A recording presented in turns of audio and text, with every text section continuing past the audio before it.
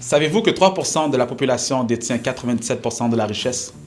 Ces 3% d'individus ont un nom. On les appelle les entrepreneurs. Selon les statistiques, les faits et les témoignages, être entrepreneur apporte plus de bénéfices qu'être employé.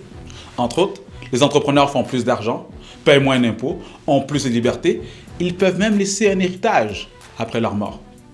Mais malgré ces faits, 97% des gens continuent à être l'objet du projet de quelqu'un d'autre.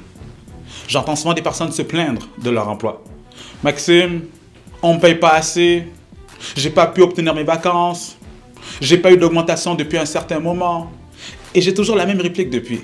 Si tu n'es pas satisfait, alors lance ton entreprise. Et c'est là qu'on me donne la fameuse réponse.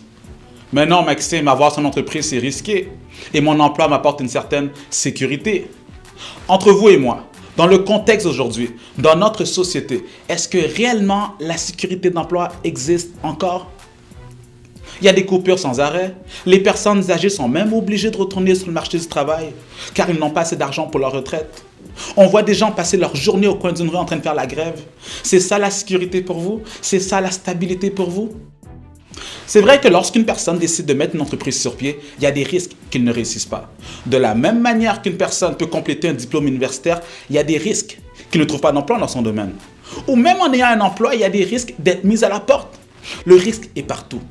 Toutefois, à mon avis, les probabilités de réussite sont beaucoup plus élevées lorsque vous décidez de suivre votre passion, en mettant sur pied un projet d'affaires qui vous tient à cœur.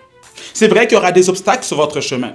Et comme j'aime le dire à mes entrepreneurs étudiants, la business c'est 20% d'habileté et 80% se trouve entre les deux oreilles, dans le mental.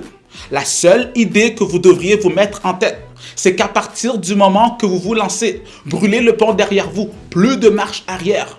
La seule option qui vous restera sera de vous battre. En d'autres mots, malgré l'intensité des tempêtes qui souffleront, n'abandonnez pas, continuez d'avancer. C'est ça, un véritable entrepreneur. Et c'est de cette manière que vous pourriez également laisser votre marque ici. Cela a été le cas du fondateur d'Apple, l'entrepreneur Steve Jobs. C'est vrai qu'il n'est plus de ce monde. Mais l'entreprise et l'héritage qu'il a bâti continue et continuera d'exister pendant encore plusieurs générations. Et c'est un exemple parmi plein d'autres.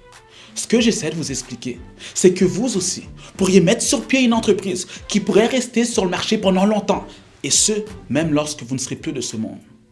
C'est ça, la véritable stabilité. Donc arrêtez de voir à court terme, ayez plutôt une vision sur le long terme.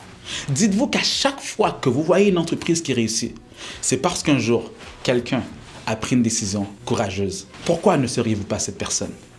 C'était Maxime Victor pour vous inspirer et vous motiver à vous surpasser.